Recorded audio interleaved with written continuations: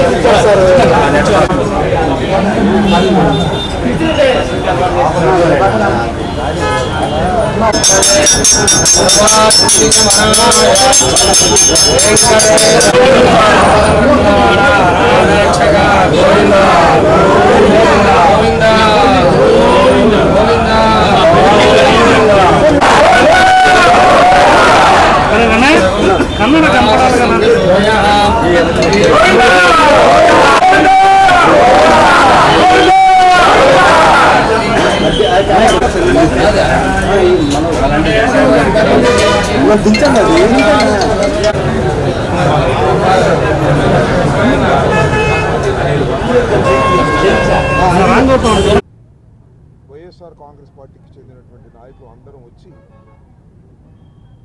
పూజా కార్యక్రమాన్ని నిర్వహించాం. ఈ పూజా కార్యక్రమాన్ని నిర్వహించడానికి ప్రధానమైన కారణం ఏమిటంటే రాష్ట్ర వ్యాప్తంగా 175 నియోజకవర్గాల్లో కూడా పార్టీ పిలుపు మేరకు వెంకటేశ్వర స్వామి దేవాలయాలకు వెళ్ళి పూజ చేయాలని పార్టీ ఆదేశం మేరకు ఈరోజు ఈ కార్యక్రమాన్ని మేము చేశాం. దీనికి ప్రధానమైన కారణం ఏంటంటే తిరుమల తిరుపతి దేవస్థానం దానిలో చైర్మన్గా ఉన్న బీఆర్ నాయుడు ఆయన ఒక అపవిత్రమైన కార్యక్రమాలు చేసి ఇంకా చైర్మన్గా కొనసాగటం అనేది ఈ రాష్ట్రానికి అరిష్టం. తక్షణమే అతను రాజీనామా చేయాలి, లేదంటే చంద్రబాబు నాయుడు గారు ఆయన్ని తొలగించాలి అనేది మా డిమాండ్. వెంకటేశ్వర స్వామిని కూడా అదే మేము ప్రార్థించడం జరిగింది.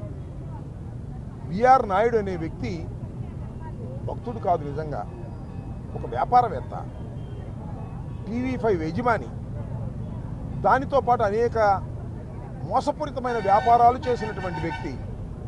అలాంటి వ్యక్తిని టీటీడీ చైర్మన్గా నియమించడమే పెద్ద ఘోరమైనటువంటి తప్పిదం. ఆ తరువాత ఆయన అపవిత్ర కార్యక్రమాలు అనేకం బయటకు వచ్చినా కూడా చంద్రబాబు నాయుడు గారు ఆయన కొనసాగిస్తూనే ఉన్నాడు. మొన్న చంద్రబాబు నాయుడు గారు ఆయన మనవడు పుట్టినరోజుకి వెళ్తే ఆయనే ఉన్నాడు. ఎవరు? బీఆర్ నాయుడు గారు, అపవిత్రమైన బీఆర్ నాయుడు గారే ఉన్నారు. నిన్న ఒంటిమెట్ట వెళ్తే బీఆర్ నాయుడు గారే ఉన్నారు. ఒక అపవిత్రమైన కార్యక్రమం చేసినటువంటి వ్యక్తిని తిరుమల తిరుపతి దేవస్థానం చైర్మన్గా తొలగించలేనటువంటి అసమర్థంగా చంద్రబాబు నాయుడు గారు ఉన్నారంటే ఆశ్చర్యంగా అనిపిస్తూ ఉంది. ఇది చాలా దుర్మార్గమైన విషయం.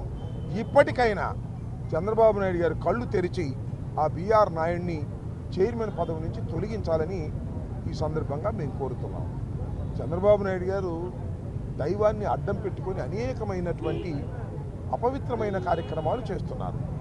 జగన్మోహన్ రెడ్డి గారి మీద కోపంతో జగన్మోహన్ రెడ్డి గారి పరిపాలనలో పవిత్రమైనటువంటి లడ్డూలో పంది మాంసపు కొవ్వు, చేప కొవ్వు ఉన్నాయని తీవ్రంగా ప్రచారం చేశారు. చూశారు కదా మీరు. ఒక సంవత్సరం పైచిలుకు పాటు అదే ప్రచారం ఈ రాష్ట్రంలో.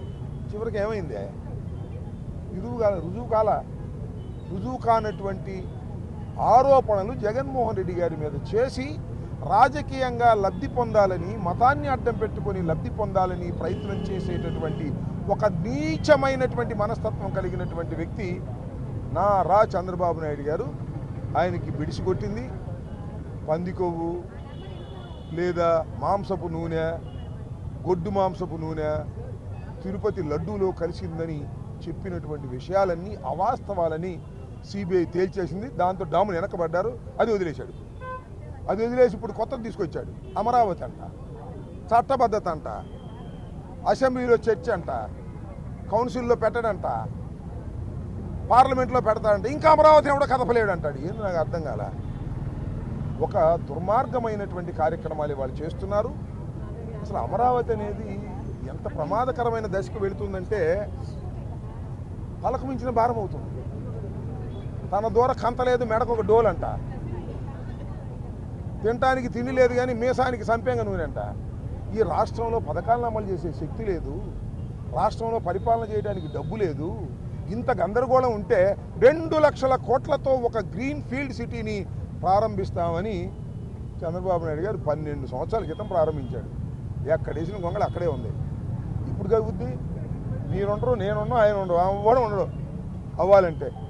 ఇలాంటి తలకు మించిన భారాన్ని నెత్తిన పెట్టుకొని రాష్ట్రాన్ని 25 సంవత్సరాలు వెనక్కు తీసుకుపోయినటువంటి వ్యక్తి నారా చంద్రబాబు నాయుడు గారు.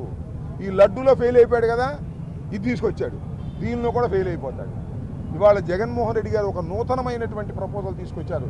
మచిలీపట్నం, విజయవాడ, గుంటూరు కారిడార్ మావిగానని. దాని మీద ట్రోల్ చేస్తున్నారు.